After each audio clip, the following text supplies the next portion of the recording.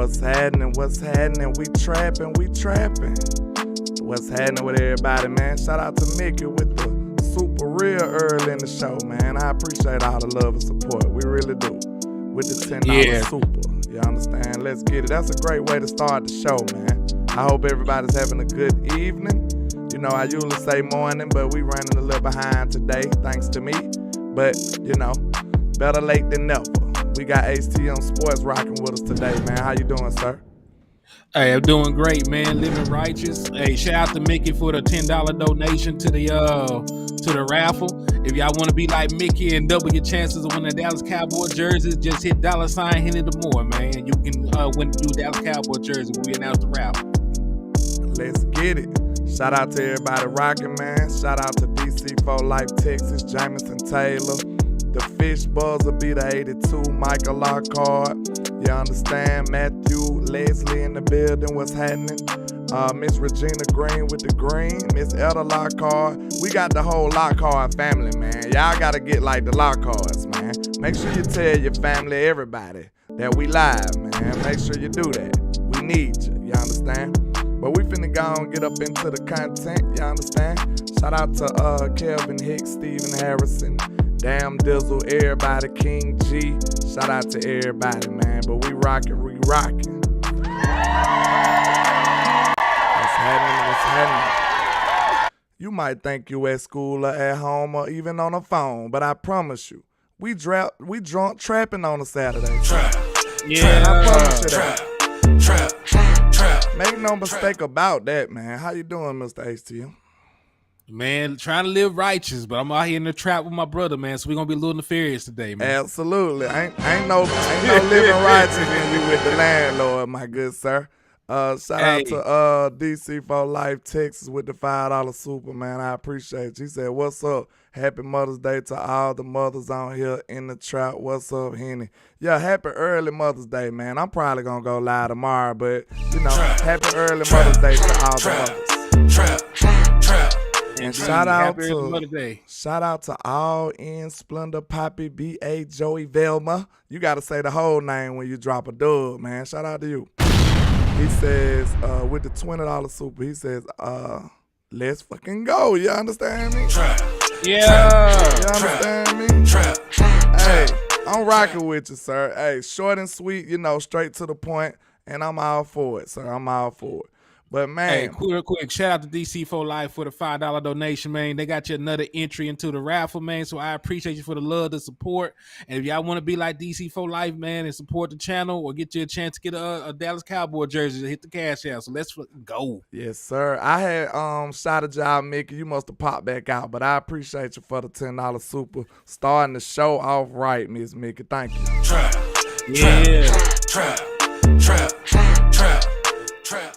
I got my medicine ball right now. You know, I've been my voice been acting crazy, but Hen, you might have seen something go past your screen. What was that? Oh man, I don't know. Is it a bird? It's nefarious news, of course. That's what it was. My bad. You know what I'm saying? Totally unplanned. It just happens to help all the him time. in any way I can. But this right here is your boy Big Micah Parsons. You know, the lion out here working, y'all. The line out here working here, and he says, shout out to the big guy, Andrew Whitworth, for taking out the time in his week to help me grow as a player. We will only grow from those who have accomplished what we seek. Ooh-wee. Trap. Micah getting philosophical, ain't he? Man, well, he said a lot of big words, and he sounded real, hey. you know, respectable and forthcoming. I like that. Your boy Micah getting philosophical on us here. Hey, I love it.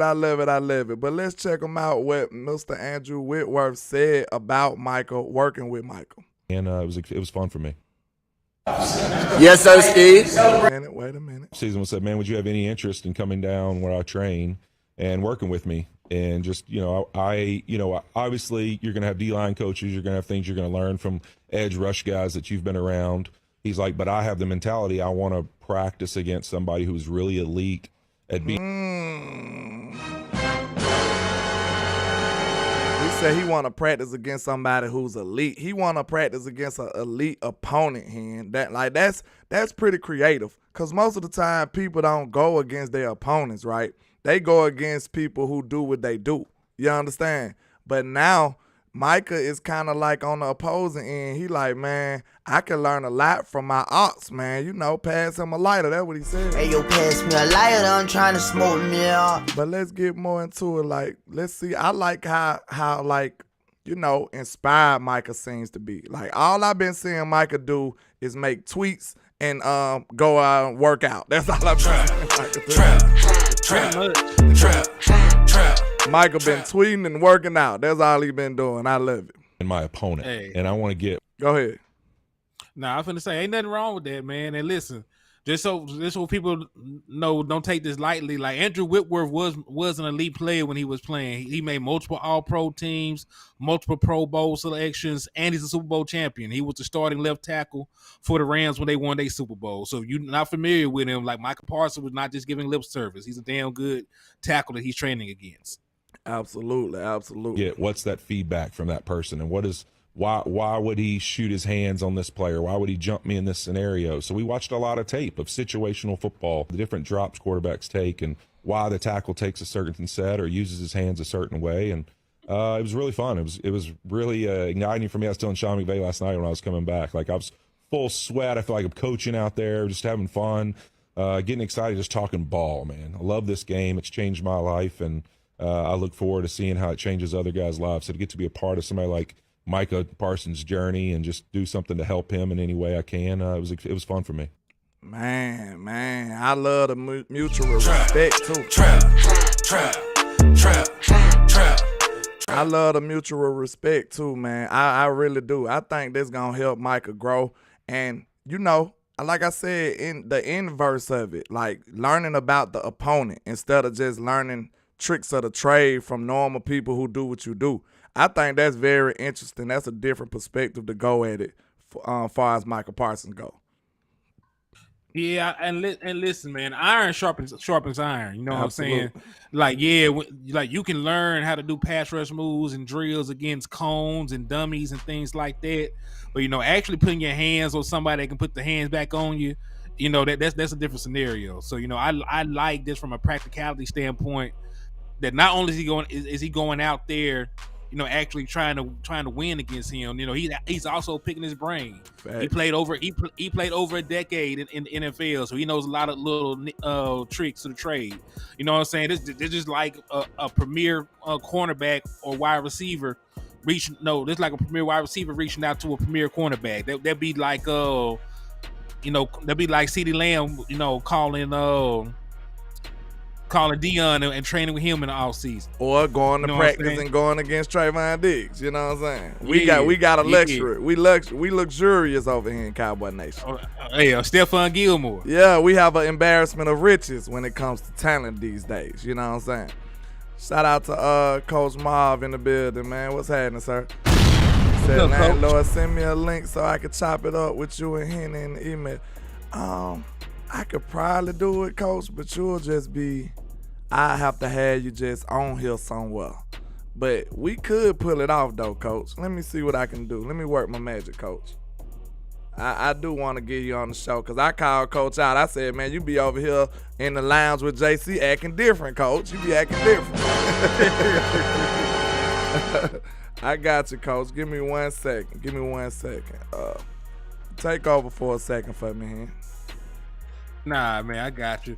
So yeah, man, like he was saying, like we do have an embarrassment of riches over here in Dallas, you know, in Dallas in terms of like defensive backs, but you know, like we're short on the elite offensive tackles that he can go up against. You know, Tyron Smith, you can probably go up against him, but we need to save Tyron Smith for the regular season. I don't need Tyron. Tyron need to be in bubble wrap, you know, until the season starts. So I don't want him practicing with him like that. So, you know, I like that Micah Parsons used his resources, used his connections to get this done. And, you know, he was real humble about it, man. So, like, you got to love the work ethic. You know, there's guys out here partying, you know, got guns in the club, you know, doing this, doing that, moving around. And Micah Parsons in the offseason, you know, making tweets and making moves on the fields. You know, you got to love it, man. Yo, what up with your Joe Gonzalez? I see you, my guy. Thank you for tapping in and showing love to the liquor store, brother. What's happening, man? I just sent it to you, coach. It's in your Twitter. So it might be a little raggedy, I'm gonna throw you on here, but we gotta get your insights, coach. I don't think I never got you on the show, man. You be showing a lot of love to the community, and we appreciate what you do. But in the meantime, let's move on to the other stuff. Yes, sir, Steve. Celebrate, we share hope, inspire, and gain confidence. Hey, man, that's your boy CeeDee Lamb supporting his quarterback, Mr. HTM. That's what that is.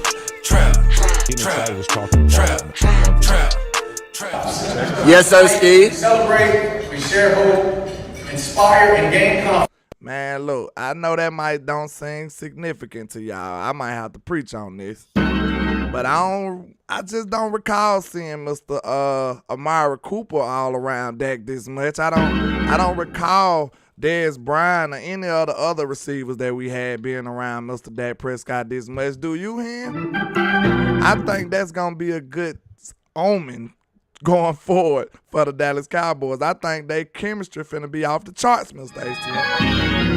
I really do. Well, let me say. I really do. Well, let me say this. Like, the dynamic between Dak Prescott and CeeDee Lamb is different from the dynamic between him and Dez Bryant and him and Amari Cooper. Facts. Dez Bryant would have been the big homie. You know what I'm saying? He was a Yep. veteran receiver on the extension when he was a rookie, right? So different dynamic. Amari Cooper and Dak Prescott, similar. Amari Cooper was already in the league multiple years, so he was a veteran, and they were around the same age. So, but CeeDee Lamb, CeeDee Lamb came in and Dak Prescott was an established quarterback. He came in, he had watched Dak Prescott in the NFL before he even made it to the NFL. Facts. So it's a different dynamic between him and Dak Prescott. Dak Prescott is the big homie in this dynamic. So, Facts. he want to be around the guy that's going to help him get paid. He want to be around the guy that's been showing him the ropes in the NFL, showing him love. So it's a different dynamic. Yeah. So, like that. So, you get that. So, like Dez Bryant had his own shit going on. Amari Cooper already had his own shit going on. But like CeeDee Lamb, hey, I'm just saying. He don't got no kind of filter. That's why this is my guy right here. But look, he said he had his own kind of shit going on over there. But look, the only thing I'm saying, like, I ain't making it to be a bad shot at those people. I'm looking at it like, bro, this is a good thing for these two. You know what I'm saying? Like, the reason I compared it, there we go, Coach Marv in the building. Give me 1 second, Coach. I don't know why it say you muted, though, but let me see if I can pull you up in here. Bam. I see you 2 times. I know. I'm working. There you go. Can you say something, Coach? What's going on, fellas? Okay. We in here, man. I hate to have you on here like this, but, we going to just work with what we got right now. We good, man. Yeah. Hey, you got to build, you building the plane wires in the air, man, so it's good, man. What's going on, Henny, man? What's going on with you, brother? We got Coach Marv in the trap, man. Hey, is that me? He's echoing badly. Huh? I say he echoing badly. That probably Say you. something. Nah, I hear you fine. Say something, Coach. I'm echoing. He sound fine to me. It might be yours. I don't know. What Coach sound like to y'all, chat box? Give me a 1 if he sounding like he echoing or something. Cause he sound fine on my end. I ain't sure. They said one said he sound good. I don't know. Yeah, it might be your system here. Ain't no telling. Yeah. But man, what you think about Coach Ma, what you think about Micah working with Andrew Whitworth? I think that's good for him, Coach. I think it's wonderful, man. I got a little nugget for y'all, man. I've been checking this defense out, man, and may not be totally, but we may see a change to a more of a 3-4 look in this defense. You sure about that? What you looking at? You probably talking about Feihoku edition, huh? Well, I'm looking at this. Let me give you my reasons. First of all, the first reason is that's what McCarthy wanted from day one is a 3-4 defense. That's what he brought in his first defensive coordinator to do. Okay. Secondly, they have been drafting 3-4 defensive guys since they start drafting. If you look at all the linemen they're drafted, those guys came basically out of a 3-4 type set where you have 2-gap type set guys. Golston is a typical, when he was at Iowa, a typical 5 technique, 3 technique over top of the tackle in the 3-4 defense, which is that's his best thing. Yeah. You're looking at Mozzie, same thing, where he's a 2-gap guy. I don't think they want him trying to turn sideways and penetrate because of his strength, and he can probably cover two gaps, which is going to leave less ground for running backs to run in. Yeah. The same thing with D-Law. I think D-Law is at this point in time that on a strong outside eye of the guard or head up of a tackle, he's a better run defender, and he could probably get you pressure from the inside. I was about to say it might be time to move him in the inside a little bit more. Right. Because he always kind of semi was that kind of player, but we just didn't like to put him in the inside like that. You know what I'm saying? Sam Williams there played him inside, and you probably going to have a stand up. And then with Micah saying he's going more D-line, I think Micah is saying he's going more D-line, but you could do a lot of things in the 3-4 where you can bring guys from a lot of different areas and really confuse people, as well as it can be a whole lot better for your run defense and for the edges. But your blitz packages can be dynamic. And then the one of the last things is when I heard the defensive line coach talking about the new way we are going to attack from the line of scrimmage to where we going through man, not around man. Okay. So I'm assuming that we're not going to do as much stunting. With stunting is what hurt our run defense a lot, because a lot of times we got caught in the stunts. That's true. I think DQ got a little too carried away with the stunts. Like, I don't got many things I disagree with DQ outside of leaving Kelvin Joseph on the island a couple times, and I ain't just the hugest fan of the big nickel. I feel like we too small, but they proved me wrong with that. They kind of proved me wrong. They ended up playing well with that. But other than that, I don't really got too many. I ain't got too many things bad to say about what DQ got going on. Well, 3-4 is going to allow you to play that big nickel, and with the stunts is okay if you're disciplined. If one person don't get to their spot and do what they're supposed to do at a violent rate, it can look bad because one guy can go inside, the other guy, is lazy by coming back outside or don't come all the way outside. Where we have a problem, sometimes we let the quarterbacks out the back door, out the side door, which we gave up a lot of rushing yards this year with quarterbacks. I think we had 3 quarterbacks over 75 yards rushing, and we had receivers that got a lot of rushing yards as well. So we really didn't give too many running backs a lot of rushing yards, but when you don't play the edges well, sometimes those 2 or 3 yard rushes, but when you get those gas of 20, 25 yard rushes, they can kind of make your rushing stats look really bad because you got gashed about 3 or 4 times. So I got one question. What you think about they talking about Overshawn being somebody who can give them a little edge rushes too? And then I've been hearing about the Feihoku kid coming out the edge. So I'm trying to see who reps they gonna take though. Like, how many rushes are we trying to play? You know what I'm saying? Like, if you're in 3-4, now you got a place for Overshawn.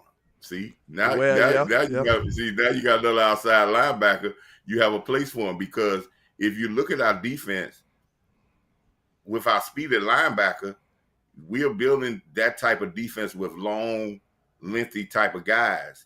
And I'm just saying, I'm not saying that it's going to be a total thing, but I think it's going to be more of a base, more of a package for us, because it's going to give us the stoppness on the run, as well as it's going to give us the ability to get to the quarterback in a lot of different ways. And that is where we're going to attack, because we are building that speed on defense. You can't change to a 3-4 until you get the personnel. Hold on, and let me take this 2 or 3 years, Coach. Let me take this to get that personnel. Quick. He said, shout out to DC for Life, Texas. He said, I think it's my earpiece, LOL. What's up, Coach Ma? DC for Life. Let's freaking go, Cowboy Nation. We going for number 6. It's been too long. Yes, sir. Shout out to you, man. But Yeah, Coach, let me get back into what these rookies talking, because Feihoku, I keep about to call this man Semi Feihoku. But Feihoku kind of touched on some stuff that DQ was talking about him. So let's get back into the interview real quick. Yes, sir, Ski. Celebrate, we share hope, So let me come back. It's we mine. share hope, inspire, and gain confidence. I ain't seen what I wanted. That ain't the vision that I saw for myself. So let me come back and I got more to prove, and I still got even more to prove. How much more better can you get as a football player doing it full time? Ain't seen nothing. That boy said, I ain't seen nothing. That boy Mizer said, I ain't seen nothing here. They said, hey, I told you, I feel like Michigan they just had a little role for him to be stopping the run, but I don't feel like they used him to his full potential either. Because, it's obvious that he can pass rush because, for one, he overpowering people. As soon as he put his hands on them, they going backwards. They breaking down, especially if it's going up against one person. So that's a prime indication that he can pass rush if he actually wanted to, if they was using him in that way. But they just wasn't. You know what I'm saying? So I think if he blasting off the ball and trying to penetrate, it's a wrap for these boys. I mean, he produced pressures. He didn't get sacks, but he produced pressures. He disrupted the pocket. He made the quarterback uncomfortable plenty of times, but that just wasn't really his role. Up there in Michigan, he was really playing two gap. You know what I'm saying? So he was out there really reacting more than he was just trying to get upfield and penetrate. More than anything. So giving him the opportunity to try and pass rush, giving him time to grow with Dan Quinn. Work on pass rushing moves. And listen, there's plenty of guys he can learn from. They want him to be a pass rusher. They brought in Fihoko. We got Micah Parsons. The Marcus Lawrence. I know we don't give him credit for it, but the boy used to be an All-Pro at one point. So he got guys he can learn from if they want him to try and get after the quarterback more often. But, bringing him along slowly, he's already an elite run stopper. So, you don't have, it's pretty much like with Micah Parsons.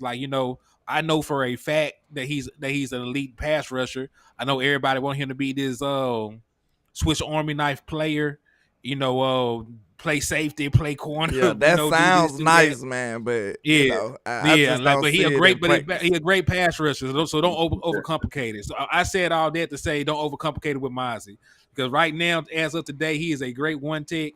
So if he can eventually be somebody can give you something in the pass rush game, thank God. But right now, we had a run defense that was rated number 22nd overall. That's really what I see him doing, is helping us stop the run. And if he can do that, then I want him on the field. Everything else can come secondary. That's what I said. I don't care where you put him in, as long as he's rushing the passer.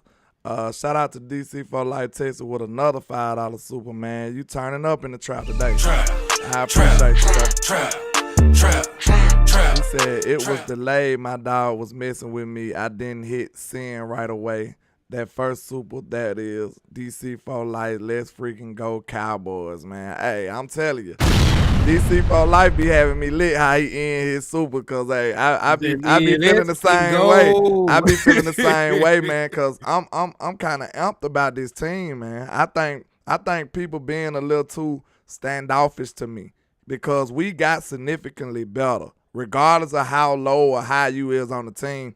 I want you to know, I'm here to tell you right now, with just the 2 free agent additions, we got much better.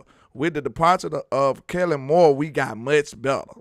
Just simple as that. Before we even get into the draft picks, we got significantly better as far as philosophy goes, strategy goes, with getting rid of Kellen Moore. Complimentary football is going to take us way further. Excuse me, I'm ready to go at anybody right now. I think we're going to be ready to take off anybody's head that's standing our way with simply just a small tweak or change in philosophy. I think that's going to take us a long way. So we should be bullish on this team. Yeah, we should be bullish, man, because this defense is a defense building within 3 years. So this is about the time usually with a team that usually comes together and they're probably peaking together.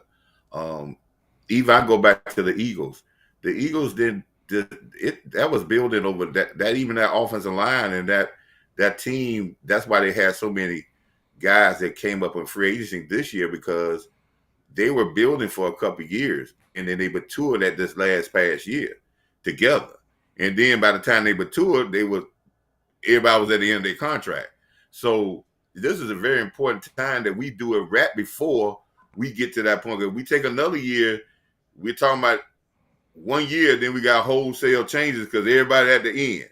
So This is that third year where if we can get maximum production efficiency out of this team, and efficiency should be the word that we want, we'll get the maximum out of this team, we can have this team together, basically with the nucleus and a lot of these role players for another year.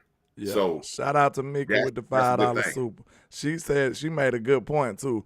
Hell, common sense football about to take us a long way, man. That's what I'm telling y'all. So a lot of people they gonna be judging Mike McCarthy off of what the glitz and the glamour. I'm here to tell you right now that that's not what's gonna sell you.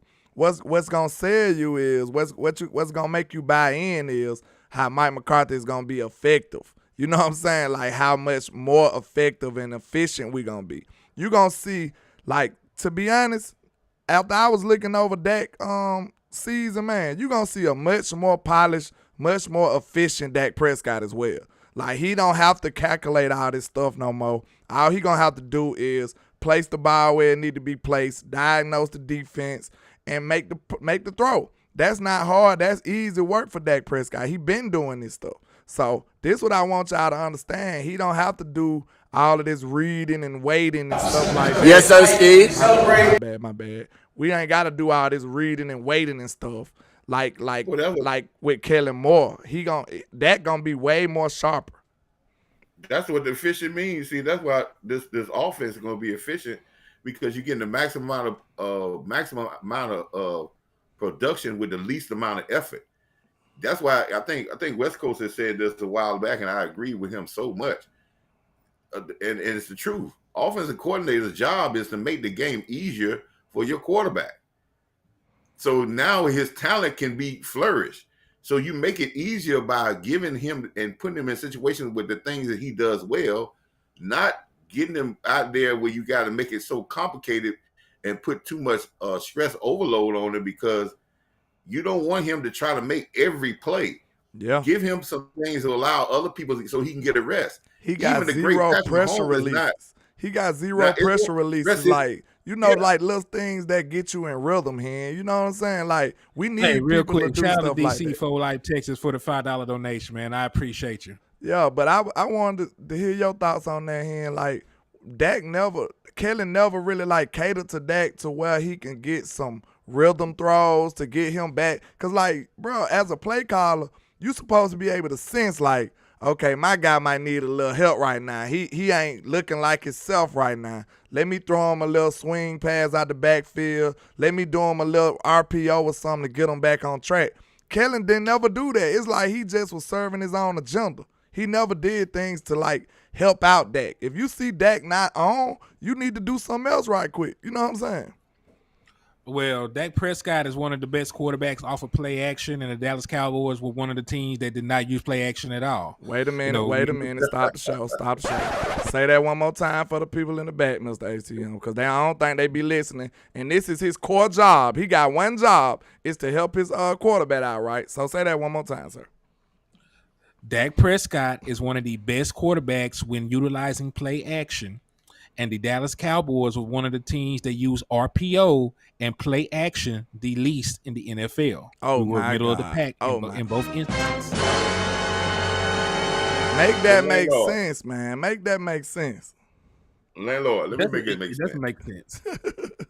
Let me make it make sense for you. Let me get this super real quick, then I'm going to let you cook, Coach. Shout out to Tavis Bank, Mr. Keystone Cowboy with the $9.99. He says, every big enemy is efficient. Exactly. And look how many plays, man. Patrick Mahomes them got 60 little what can I say, little quirky, weird plays that they do in the goal line and stuff. Just easy touchdown type stuff. You know what I'm saying? It's a lot of ways that they cater to Patrick Mahomes and the skill set of their team that we don't even recognize. because Hey. we obviously not using our team to the best of our abilities. Let me throw this out there real quick. You just mentioned Eric Bieniemy. Did you know that the Kansas City Chiefs were 1, 2, 3, 4, 5? They were 6th in pass attempts off of RPO last year. 6. And you don't think of Patrick Mahomes as a super mobile. Yeah, but you look at him like a drop back. Like that's what you have in your head. Like he's just dropping back 60 times a game. No, we Right. don't. And they run 12.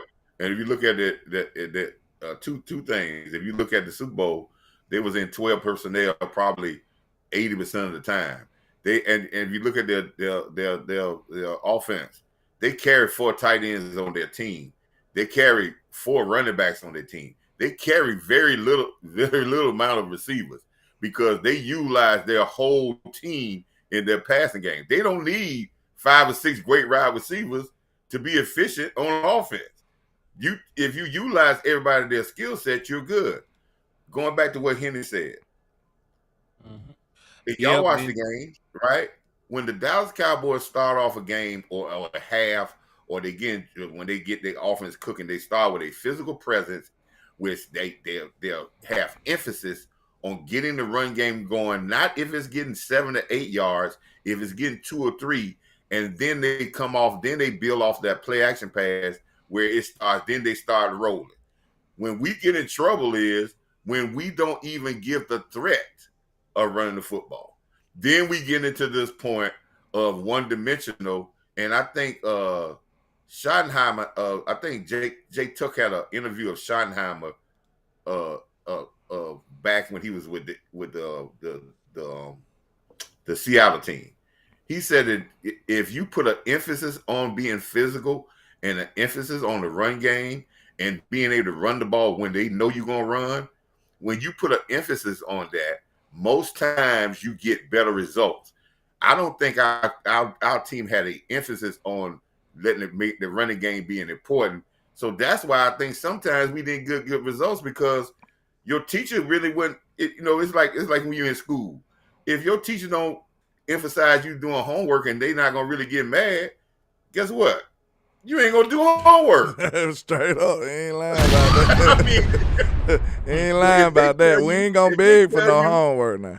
If they tell you that is important and they make it stress to you the importance of it, and they get on you about it, guess what you're gonna do? You're gonna do the homework. So whatever a coach emphasizes, and I can tell you from firsthand experience, if you don't emphasize something and really say, hey, we need this to happen, players would take it for granted. That's young players, old players, and anything else. They'll take it for granted. They'll blow a run play up and say, well, they don't really want to do that anyway. They want to pass the ball. So, but if you have an emphasis and you know that this is what gets us going, then you're going to have a better result. Hey, man, Choctaw, don't come in here cussing at me, dog. Don't do that. Don't come in here cussing at me, bro. Talking about some Lakers in 6, man. I'm so sad about that. I don't like the Lakers winning.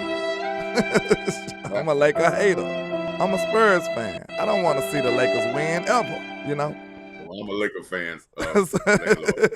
So we'll want to talk about that now. Moving along. Get that kid. I'm just a LeBron James. I'm not a LeBron James Anthony Davis fan, but I'm a Laker fan. Moving along. So let's see. Let's get back into the interview real quick. My bad. Yes, sir. Hold on. This another quote from Mozzie. Ain't seen nothing yet. Said them boys ain't seen nothing yet, coach. It's like our freshman year in college. And we don't know nothing. What has Dan Quinn told you so far? He got a good role for me. I don't got to do nothing but be rookies. It's like our freshman year in college. And we don't know nothing. What has Dan Quinn told you so far? He got a good role for me. I don't got to do nothing but be myself and be who I've been and continue to grow. So there you go. How appealing is it? Be himself. He don't gotta be nobody else. You understand? I love it. Trap. Get y'all to pump your brakes, landlord and Henny. Huh? Cowboy Nation. Let me get y'all to pump your brakes. Let me pump your brakes about Mozzie Smith. Okay. You may see more of a bigger role for Mozzie as the season go on. but he's not going to be out there 60, 70% of the snaps. He's going to have a role which they find out what he does well. That's going to be his role. He's going to dominate that role, but he's going to, and there's going to be roles for everybody on that defense. It's the same thing Quinn did last year, 2 years ago, when he had everybody to write down what their role is for this team. And then when they wrote it down, then he told them what their roles are. And some people have bigger roles. But as a rookie, like he says, a freshman, he's almost like it's his freshman year. He's going to have a job. He's going to expect to do that job well because that's what his skill set is. But we're not going to give him the full gamut and say, okay, go out there like they do on the offense, like they did with Tolbert, and tell him to do all these different things and end up getting nothing. Yeah. So, Coach, Coach, that's exactly what we want from Monty Smith, though. Like, there is one glaring hole in the defense of the Dallas Cowboys, and that is in the middle. That is in the middle. That's why you are the 22nd ranked run defense. That's not why you handed that. I can tell you that. Hold on. It's a fight going on. We're gonna agree to disagree. It's a fight going on. We're gonna agree to disagree. Because I can go back from 2018 to up to now. I can go all the way back from our playoff losses. Remember 2008. No, I'm talking about in general. Like in general.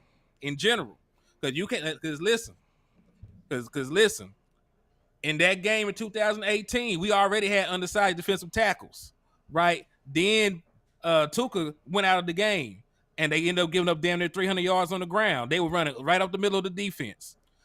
Most of our big runs. That was 2018. That was 2018. Hey, hold on. 2018, isn't it? One at a time. Hold on. We're gonna let you get off, Coach. Let Henry finish, and then we're gonna let you rebuttal. I'm going through the full history. I'm going through the full history of it because I'm not just gonna start at one spot and say that's the issue. You know what I'm saying? Like when stuff is a trend, when stuff continues year in and year out as a trend, you have to look at the root cause. Now, you have not had great defensive tackle play in a very long time. You cannot say that you have. You know what I'm saying? You've always had undersized defensive tackles, even when you had Rod Marinelli. Antoine Woods and stuff, yeah, Antoine Woods and all them other guys, because that was in the scheme. Tristan you had undersized Hill. defensive tackles. We drafted one. Yeah. So you had undersized defensive tackles that got off the field. So in 2018, that was one of the reasons that you got ran out the field in the playoff game. 2019, that was one of the reasons why you had a very below average run defense. 2020, you had the 31st ranked run defense. So I'm telling you, everybody was bad against the run. That's the defensive tackles and the guys on the edge. So if you want to say like we giving up a couple of edge runs here and there, yes, there have been times where they lost containment. But with DeMarcus Lawrence being ranked as one of the best edge players against the run, with you having the speed with Micah Parsons, that is not like something that happens all the time. You know what I'm saying? Like you have good edge players that can set the edge for the most part. Or there's some times where they lose integrity, yes. But that happens over the course of a 17-game season. But you're just looking from a Cisco standpoint of where most of your big runs happen it's between the A gap or the B gap. So I do not believe that you really have an issue with pursuit. You have speed all over the field. Okay, go on, rebuttal them then, Mr. Coach Miles. Okay, everything you said from 2018 to 2020 is perfect. Only thing I say, you can't even use that when you have a totally different offensive defensive coordinator, totally different staff, totally different philosophy. Then you can say, well, that's that philosophy, that defensive staff. There was the players that defensive staff wanted. If you go into, I think it's a defensive EP, I think it's called EPA running average, right? Cowboys is not as bad when you talking about burst yards. Yeah, that pushed them back because quarterback scrambles are considered rush yards. And that killed us this year.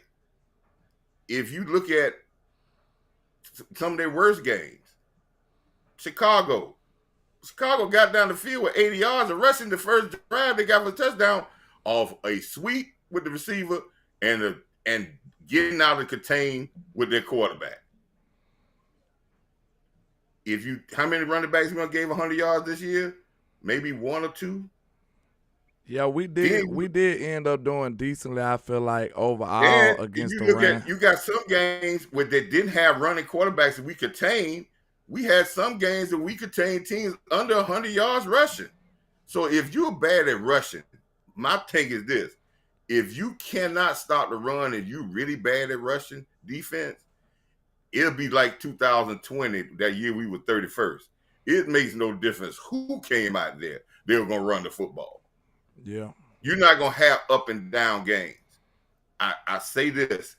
I know we judged for Marinelli's defense, but this defense is a totally different defense than what Marinelli wanted in his defense. He wanted smaller guys. He wanted smaller defensive linemen. We have overtly changing that out to get more bigger physical linemen, defensive linemen. So again, we have to get better on the edges to funnel things to keep people from getting out the side door. This is why I think the defensive line coach was changed, because the last person of the defensive line part of Marinelli was my main man, Leon Lett. And Leon Lett was let go to bring another guy in here. When I did the research of him on the assistant, he's a guy that went to Florida, went through Muschamp. So I know what type of defense they're going to play. They're going to play a lot of two gap. Mickey got a good rebuttal right here, though, Coach. She said, Miss Mickey said, but we got Dan Quinn and we still struggle against the run. That's a foul. I mean, that points to personnel. This is the thing. That points to personnel. When people say we struggle against the run, right? The first thing what people say is, oh man, it must be the defensive tackles. I'm telling you from a coach, that ain't always the case. Oh, you don't know? Y'all don't. I should have made a way to put your name on here, but this Coach Marv, man. I'm just saying, most people know who Coach Marv is, so this is the great Coach Marv right here, y'all. When you have a team, I think the first Philadelphia game we said we struggle with the run. I think a lot of people say we struggle with the run that game. When it takes the team 40-some carries to get 140, 42, 150 yards, as a defensive coordinator, I'm all right with the run defense. Yeah.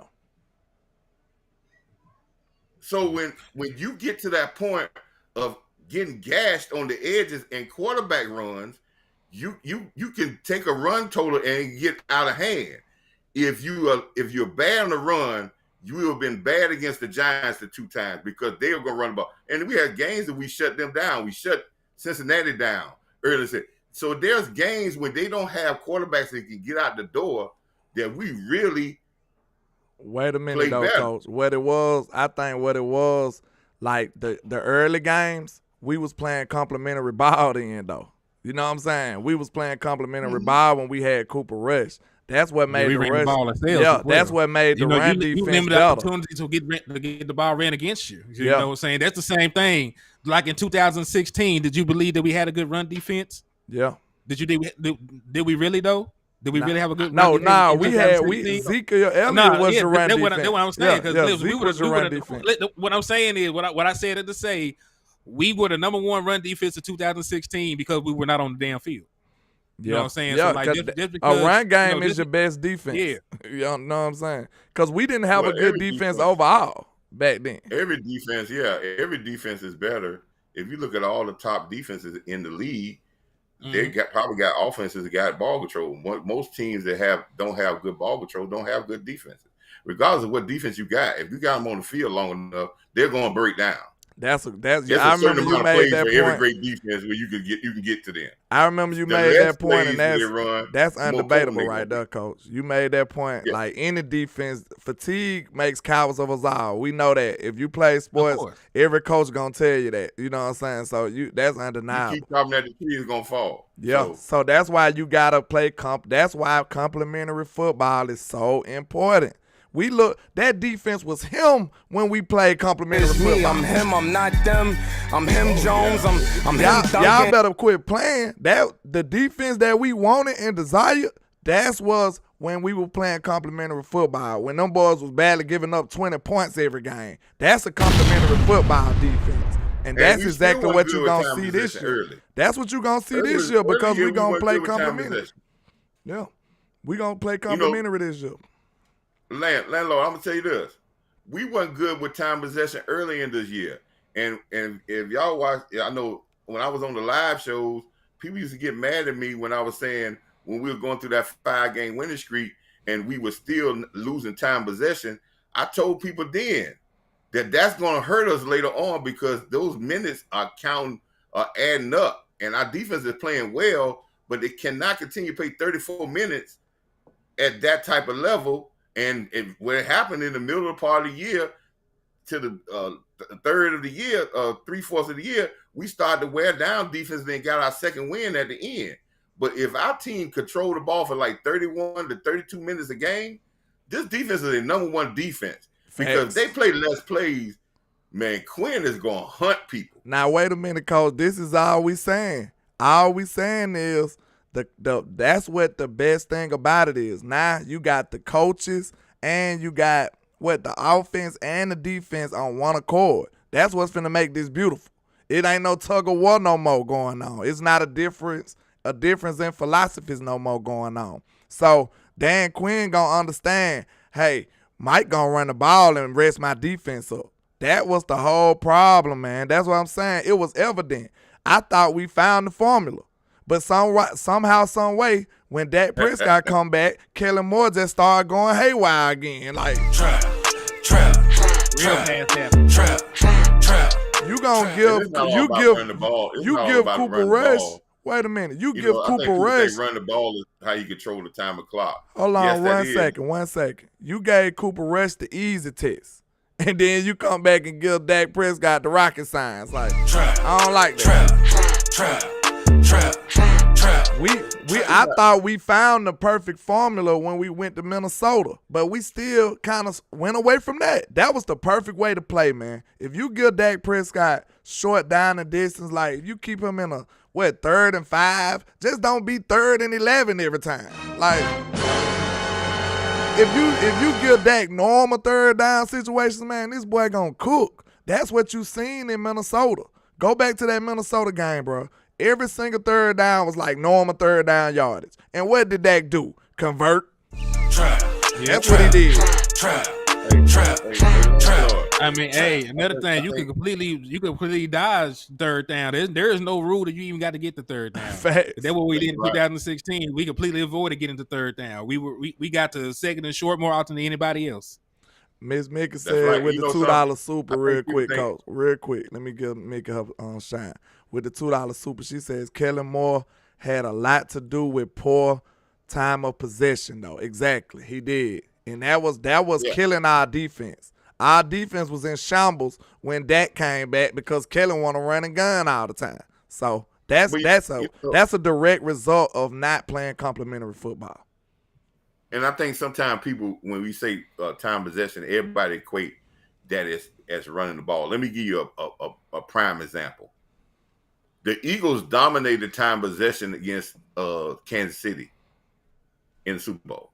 Yeah. But the Eagles didn't run the ball that much. They threw the ball more times than Kansas City. But if you watch the game, even though the Eagles got up to the line of scrimmage, every play got down to the last 5 seconds before they snapped the ball. Even though they stressed you by getting to the line of scrimmage fast, but they didn't snap the ball with 15 seconds on the time on the play clock. Yep. We had possessions last year that we did 3 and out, and we only had the ball for less than a minute and a half. That is, going fast is good, but going too fast and causing mistakes and getting off the field quick, that causes problems with stress to your other defense. So sometimes I say Kellen Moore got to the point where he trying to run plays too fast. And what I say about that, you know who run plays real fast? They try to speed through games and try to run plays before you set up. Know who tries to do that? Who that? Teams that ain't got talent that you got. Teams that got talent don't worry about running back. They worry about quality of play. And we run the plays like we Boise State against Nebraska or somewhere. You know, we trying to Coach said we out there trying to catch him slipping. Yeah. He made a great point when he said that too. We got the dog. Look, in my state, we don't need to try to trick you. Look, Coach, you made a great point. No lie, because that's exactly how we look at Auburn. We look at Auburn like that. Alabama, when Auburn play Alabama, they always want to be tricky because they know they can't just line up with us. You know what I'm saying? So they try to do all kind of other stuff. So you absolutely right. They doing reverses and stuff like they doing everything under the sun, trying to you know what I'm saying, trick us because they can't match up. On the sun except for playing straight up, huh? Yeah, they know they can't stand on the field with us, so they doing all the gimmicky plays as possible. And Landlo, what happens when they do that? They get smacked around. Go so fast and run themselves, ran into a mistake. Yep. First down, they try to run a play so fast, mess around, they get a 2-yard loss. Then they run another play real fast. Then they got a 2 yards. Now it's third down and 9, and you ain't taking up but 10 seconds off the clock. And now you saying, then you try to run another fast play, and then you throw interception. Running so fast, you don't mess around and make a mistake. That's why Dak Prescott so many mistakes, because we trying to go wide open. For what reason? Yeah. Hold on. Choctaw up in here cutting up. You know, my guy, he says, I would never have. I got to get some context on this Choctaw, because we ain't even talking about this, man. What you I'm sure I'm butting in somebody's conversation, but he said I would have never signed Karen Moore, Tony Pollard, or Gallup. I'm just saying. What Tony did to you, man? Good. Trap. He said, what you talking about? 3 months ago was yelling for Tony Pollard to get more snaps. He was the best. 3 months ago, he was the best. He's the best. That just show you how. Listen, man, the guy on the bench is always the most exciting guy. Backup is the most popular guy in town, ain't he? Real talk. Hey, look what happened during rush hour. Yeah, look, and then what? Romo, that was one time it actually was true, though. Romo was him. You remember when Drew Bledsoe was there, we was like, Romo. It was people cheering for Romo. We wanted to see Romo bad. So, you know, it's rare that the backup actually deserve all that hype, but the backup is usually the most. Look how people treated Dak when he first got into the league, man. Yeah. We won a couple of games, don't put Romo back in. They gonna mess it up. Yeah. So the backup is most of the time the most popular guy in town. So, and especially when you get paid in Dallas. Once you get paid, you go to public enemy number one. Yeah, I know. People be acting like when we pay our when we pay our income tax, like we paying the players out of that or something. Like I don't know why they get mad at the guy for getting paid. We're gonna do that to Parsons. Watch what I tell you. Oh, they gonna hate Parsons out. I just told Boss, they gonna hate Parsons out, bro. Y'all might as well get ready. Cause Parsons gonna be coming off the hip. Like he's not gonna hold back. He gonna say everything he wanna say, and I'm sure he gonna rub some people the wrong way. If the Cowboys really smart, you know what they need to do? They need to get in front of this contract for once. You know, we suck at that, man. Let's just be real. We are absolutely terrible at getting out in front of contracts. You're not gonna get in front of that. You're not gonna get in front of that. Don't do that, cause that's sad. Okay. Look, I'm gonna say this. I'm gonna say like this. We always talk about, man, we need to get in front of this and get them signed early. Let's look around the league, man. You don't think why they ain't signed Jamar Chase early yet? That's a good question. Why is he up for a contract right now? Why they ain't signed Burrow 2 years? We already know what Burrow. Why they ain't got his contract done early? Because agents is not gonna sign for what less than what the market value gonna be when their contract run up. Because extensions start at the end of the contract. So if you sign the guy 2 years from now, right, 2 years early, that money don't kick in till the contract runs out. Yeah, that's a good point because we forget that. If I'm an agent, and especially if I'm a quarterback, there ain't no way in the world I'm signing nothing early on my quarterback because most quarterbacks now with nobody hitting them, they're going to play 13, 14 years. Look, just to piggyback on what you said, though, Coach. Like Prescott would play for $28 million. That's crazy. Look, a lot of people don't realize it takes two people to tango in them contracts, though. Because you know what I'm saying? It wouldn't be smart of an agent or a player to sign early a lot of times either. But that's why Jerry you got to Jones be didn't respect proactive. Dak You got to be Prescott. proactive though, coach. You might have to Jerry just Jones, go hey, ahead. listen. You might have to just go ahead and pay him a decent amount over market just to still get out in front of it. You see what I'm saying? Yeah. That's the only way you can do it. Like you look at And Lamar they already know Jackson the number. market gonna be. You look That's at right. Lamar Jackson number, just go on, give him a decent amount over that. So it'll entice him to go on sign early. You know what I'm saying? He like, Right, well, and that's I not- go on sign early if I'm getting this much. You see what I'm saying? This here. I'm gonna say this right quick, fellas, but I'm gonna tell you this is where this has been my thing with the Dak Prescott thing. I've been fighting people with this for the longest. Everybody said, well, after Dak's second year, man, the Joneses messed up. Listen, man, Jones ain't messed up. Dak agent wasn't gonna sign no contract till the end of that 4 years was up, and that was it. They could have talked all they want. No $28 million. He was already underpaid from the start with. He wasn't gonna take no less than about what he probably got, $40 million, $39 million per year. He was not taking no 28, no 27. Nope. He wasn't taking that. And then at the end of his contract, he'll be behind everybody still yet. No, and he's a franchise quarterback. Coach clicking with that though. That's the truth though. Cause we look at Dallas like they dropped the ball. Them boys, they gotta sign too though. Dak and his team gotta be ready to sign. You know what I'm saying? Cause they ain't gonna take no low ball number. Like that's you gotta think when you take a low ball number, that's bad on your agent and you. You know what I'm saying? Your counterparts, your peers gonna be looking at you like, what are you doing, fool? You messing up the bag. What Jerry said at the press conference, y'all, he said he respect because this was the first time. You know what he was really saying? That this man ain't no dummy. You don't think they offered him 35 or 30 million? They're not gonna go out and say they're not gonna report that they got rejected. Dak ain't gonna report they got rejected, but he probably said, "Come on, man, you're not gonna get me at that when the rates at that when I get finished gonna be." They were already at 34. They're probably going to be at 40. So why would I sign early until that time comes up? The only thing Dak did then for the Cowboys that was friendly, he got the market rate, but he was one of the first quarterbacks to give the void years at the end. That was a friendly part of the deal. That's the only leniency he gave him. He got his market, and they knew that they had to give him that. So when everybody talking about, man, they should have signed her. It, like you said, it takes two to tango. So all these players, we can be talking about what the Cowboys need to do, but they got to get the player to accept. It's not that they come out and say, we want to sign you early and we definitely going to do it. No, these agents know the value. They're not going to go under the value. And when they get to the end of their contract, they're going to roll the dice.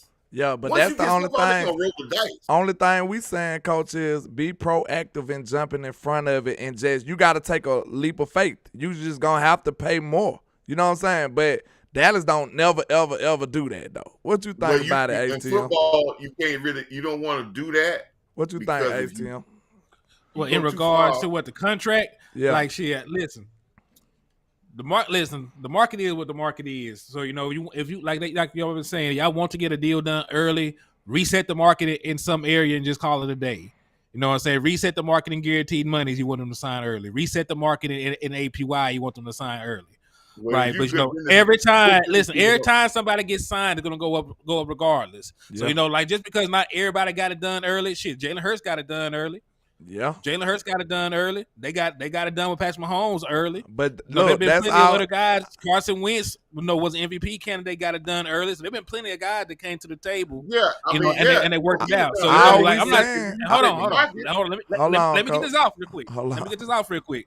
Cause y'all been going. I've been letting y'all go. Let me jump in here. Do your thing. So So just in terms with that though, it's true. Like it does take two to tango, but in the most part, man, you can make somebody a Godfather offer that they cannot refuse. That's all I was saying. Yeah. You can make somebody a Godfather offer that they can't refuse. There's no listen. Like we talk about them not getting it done. They still could have saved money on that because guess what? The market at the time was $30 million. Yeah. So if you came to Dak Prescott with 32 or 33, you would have overpaid and still underpaid. Why would he on wasn't the pay? So why would he decline being the highest paid quarterback in the league at that point? Yeah, I don't think nobody will decline that though. Because Ain't nobody in the history of the world. If that was the case, why did hold on? If that was the case, why did Jalen Hurts not decline being the highest paid quarterback in league history? It didn't last long. It never lasts. It never lasts long. The market's gonna go up regardless if you take your contract now or later. So just like the contract would have been done around the same time. Like Dak Prescott would already got a second contract if they signed him back then. So that really would have been a mute point. You already would have been back in the market getting your $45-50 million right now any damn way. Yeah. I think if you just right quick, landlord. Yeah, I just finna say this real quick. I just really think if you will just have to take a major leap of faith to get it done. Now it might not be attractive initially, but down the road it'll look good for you. But go ahead, go. In year 2, when we said we were gonna do this, the highest paid quarterback was Russell Wilson at $34 million. They could have gave him 32, 33. But as I said, again, Jalen Hurts' contract is 1 year left, and his extension really starts the year after that. Dak Prescott, if he had signed that extension for 32, it was going to start 2 years later, and he would have been back to 14th or 15th on the list again. Yeah, see, that's what I'm saying. They would have had to find a way to make that not happen to just sell him. You know what I'm saying? Right. So he would have took if you said, okay, if the highest paid person is 34 and I'm gonna kick in 2 years, well, give me 38 and we'll make it a deal. Because then I'm gonna be right back in line when in 2 or 3 years. That's what I'm saying. You can make a deal if you make everybody, you go to the extreme. That I'm not disputing that. But if you're a team, you can't do that every time you get a free agent and say we're gonna set the market. Yeah, you not every time. Not every time. I mean, you can do it for your quarterback because you got no quarterback. Choice to do for your quarterback. It make more sense to do it. We're not talking about for your wide receiver. We're not talking about for your running back, your linebacker, your pass rusher. The quarterback market is the quarterback market. They listen, and they tried. The Dallas Cowboys tried to make Dak Prescott take a below market deal, and guess what? They end up tagging them 2 times. The market ballooned by $10 million in between. In between that amount of time, the market ballooned by $10 million.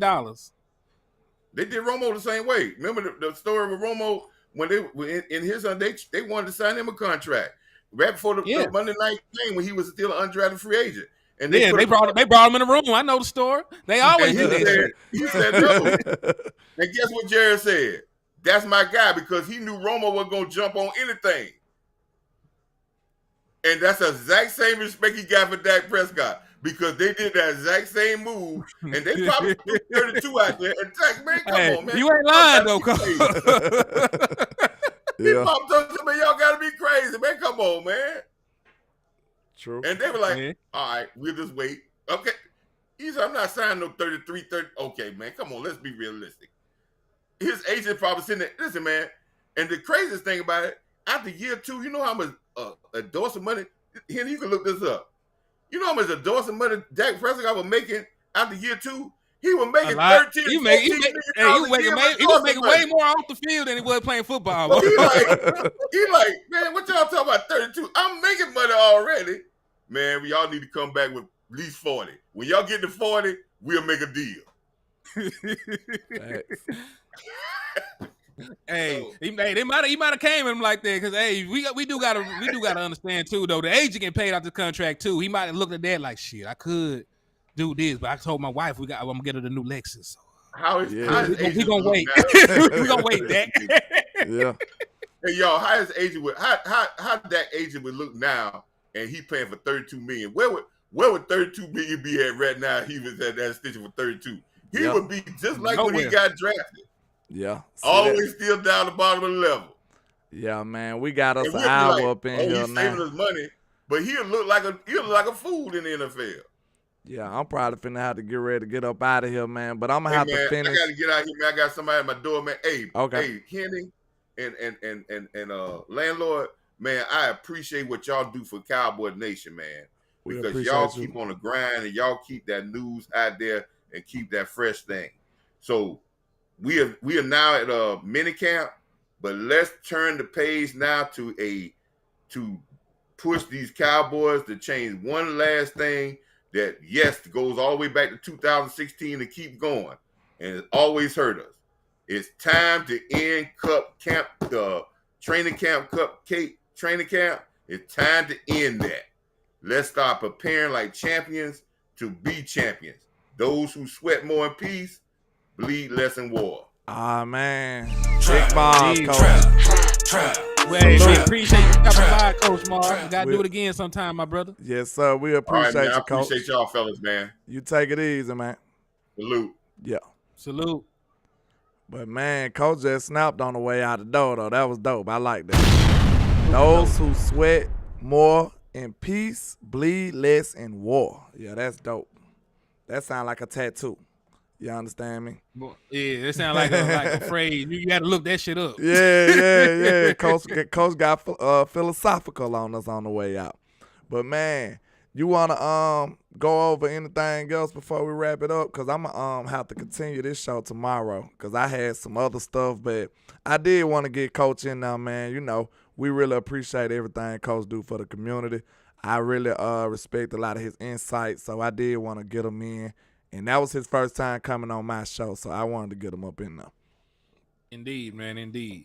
But nah, man, like, hey, we can just continue this conversation at a later date. You know, that way we can just add some more stuff on the back end, and we already have a good show built for the people. Yes, sir, man. So make sure you let the people know where to find you at Mr. HTM Sports. Yeah, man, it's your boy Henny the More reporting live from the liquor store. And y'all can find me at HTM Sports on YouTube, and it's going to be Henny the More on Facebook. And, you know, I'm going to ask y'all to use y'all hands a little bit. When y'all get over there, hit that like button, hit that share button, and subscribe to the channel if you ain't already joined, man. I'm trying to get up to 1,000 subscribers. I got 780 right now. So if anybody want to come, you know, hit that subscribe button, join the liquor store, get drunk on this content with me, man, just come on over, man. It'd be deeply appreciated. Absolutely, man. Good job, good show. I appreciate rocking with y'all. And y'all know I go by Landlord from Alabama, your plug for everything about America's team, a.k.a. It's me, I'm him, I'm not them. I'm him Jones, I'm him Duncan. You know I got to be a little extra. But I hope y'all enjoy the rest of y'all day. And, you know, and I really do appreciate all the love and support, man. And shout out to my people over there on Facebook, man. And it's a way y'all can support me over there on Facebook, you know, with the stars. And I got subscriptions on Facebook now. So please hit that sub button on Facebook, man. And I'm going to try to crank up some membership stuff on YouTube soon too, man. So y'all can help support and make sure the trap keep on trapping. You understand me? Trap. But we appreciate all the love and support y'all show today, man. I really do appreciate y'all. Let's get it, man. Shout out to everybody. Great show today, Mr. ATM, man. We're going to come back and spin the block. Maybe later on, maybe tomorrow. We'll figure it out. Yeah, we'll chop it up, man. But I appreciate you for having over here, man. There's always love in the trap. Already, man. You know we got to get drunk in the liquor store for sure. You understand me? Let's get it. And they just in the way, hey. Landlord is showing how to ball, boy. You ain't even on the team, you just a ball boy. Hold on, man. Hold on, man. Don't do it like that. But y'all know, y'all make sure y'all enjoy the rest of y'all day. And like I say, 1K, 1 love, Cowboys Nation. Let's go.